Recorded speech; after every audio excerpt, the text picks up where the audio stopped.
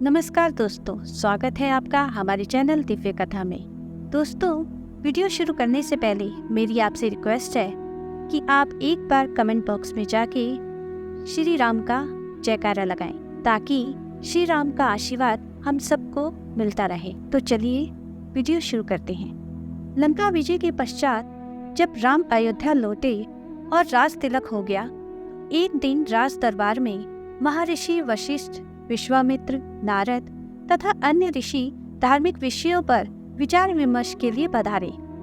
जब उसी प्रकार के विषयों पर चर्चा चल रही थी तो देव ऋषि नारद ने एक प्रश्न उठाया कि नाम और नाभि में कौन श्रेष्ठ है। ऐसे प्रश्न को सुनकर ऋषियों ने कहा, नारद जी, नाभि से तुम्हारा क्या तात्पर्य है, स्पष्ट करो। नारद जी ने कहा, ऋषियों, नाम तथा नाभि से तात्पर्य है कि भगवान नाम का जप भजन श्रेष्ठ है या स्वयं भगवान श्रेष्ठ है। नारद जी की बात सुनकर ऋषियों ने हंसकर कहा, अरे नारद, तुमने ये कैसे बच्चों जैसा प्रश्न किया है। निश्चय ही भगवान श्रेष्ठ हैं, क्योंकि उन्हीं के नाम का तो जप किया जाता है। नारद ने कहा, नहीं, आपकी ये धारणा ठीक नहीं है। मेरे विचार से भगवान से बढ़कर उनका नाम है। भक्त को भगवान के नाम के जप से ही शक्ति मिलती है, क्योंकि नाम के भजन के बिना भगवान कहाँ कृपा करते हैं। पर ये बात सबने आसानी से स्वीकार नहीं की। तो नारद ने कहा, अपने मत की प्रतिष्ठा के लिए मैं इसे उचित समय पर प्रमाणित करूंगा। इसके कुछ देर बाद राज दरबार स्थगित हो गया। हनुमान जी उस दिन दरबार में उपस्थित नहीं थे, इसलिए हनुमान जी को इस विवाद के बारे में कुछ नहीं पता था। दूसरे दिन राज दरबार लगने से पहले नारद मुनि ने हनुमान जी को बुलाया और कहा, हनुमान, राज दरबार में जाने पर तुम श्री राम तथा उपस्थित ऋषियों को विनय पूर्वक प्रणाम करना, पर ऋषि विश्वामित्र को प्रणाम मत करना। वे भले ही ऋषि का चोला धारण किए हैं, पर वे ब्राह्मण नहीं है। क्षत्रियों की पूजा ब्राह्मणों जैसी नहीं होती। हनुमान जी ने सोचा, नारद देवताओं के ऋषि हैं, ठीक ही कह रहे होंगे, उनकी बात अवश्य माननी चाहिए। उन्होंने कहा, ठीक है देव ऋषि, मैं ऐसा ही करूंगा। दरबार में भगवान श्री राम सिंहासन पर बैठे थे। मंत्री तथा ऋषि आदि भी अपने अपने आसन पर विराजमान थे। थोड़ी ही देर में हनुमान जी आए, भगवान श्री राम के चरणों में प्रणाम किया, फिर ऋषियों का चरण स्पर्श कर प्रणाम किया। फिर उन्हीं के बीच बैठे ऋषि विश्वामित्र को ना तो उन्होंने प्रणाम किया और ना ही किसी प्रकार का आदर भाव दिखाया। हनुमान जी के इस व्यवहार से ऋषि विश्वामित्र ने अपने को बड़ा अपमानित समझा। वह राजा तथा ऋषियों के बीच इस प्रकार अपनी उपेक्षा अपमान को सहन न कर सके। तत्काल ही क्रोध में उठ खड़े हुए और श्री राम से बोले, श्री राम, तुमने अपने इस मुंह लगे सेवक की धृष्टता देखी।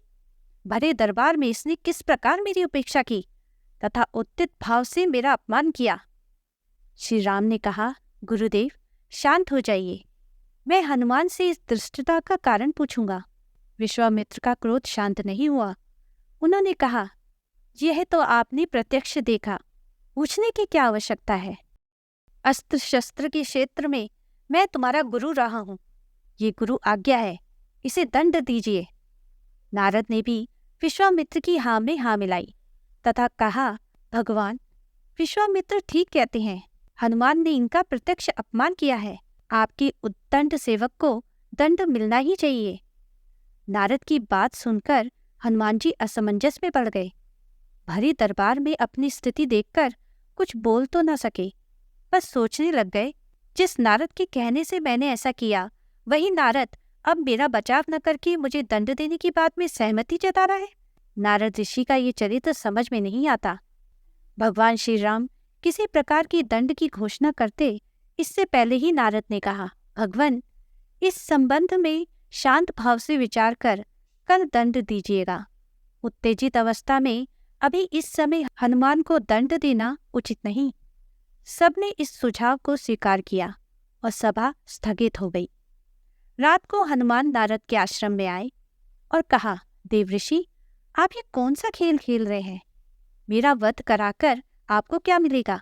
नारद मुनि ने हंसकर कहा, हनुमान, निराश मत हो, चिंता मत करो। मेरे कहने से तुमने जो किया है उसके लिए दिए जाने वाले दंड से तुम्हारा कुछ नहीं बिगड़ेगा। तुम्हें दंड मिलेगा पर तुम्हारा बाल भी बांका नहीं होगा। मैं जैसा कहता हूँ बस वैसा ही कल करना। कल प्रातःकाल सूर्य तट पर ओम राम रमाय नमः इस मंत्र का जाप करते रहना। कोई कुछ कहे तुम कुछ मत सुनना। प्रातः हुई, हनुमान जी स्नान कर सरयू तट पर मंत्र जाप करने लगे। श्री राम विश्वामित्र ऋषियों तथा मंत्रियों के साथ सरयू तट पर हनुमान जी को दंड देने के लिए पधारे।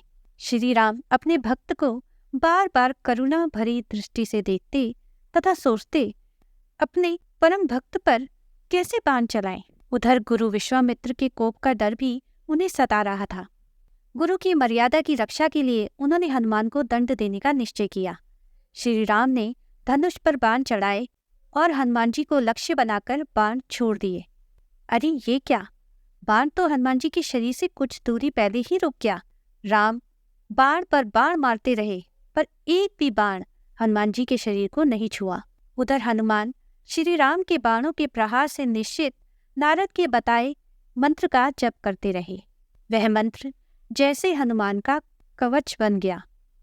ये देखकर श्री राम को बड़ा आश्चर्य हुआ। हनुमान में ये कैसी शक्ति आ गई है?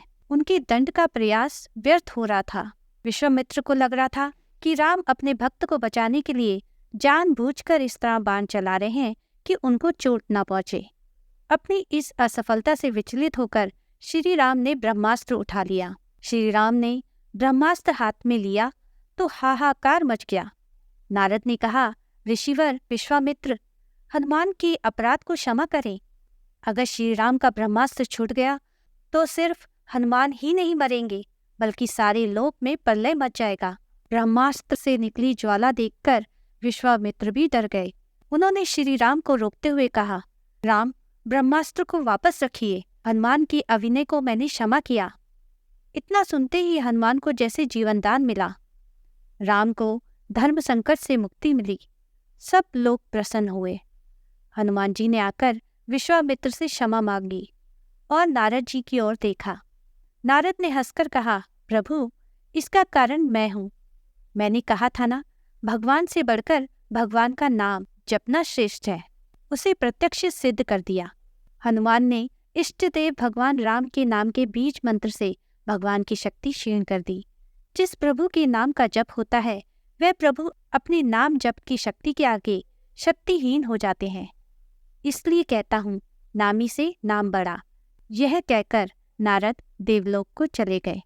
दोस्तों, अगर आपको ये कहानी अच्छी लगी तो हमारी इस वीडियो को लाइक करें और हमारे चैनल को सब्सक्राइब करना ना भूलें।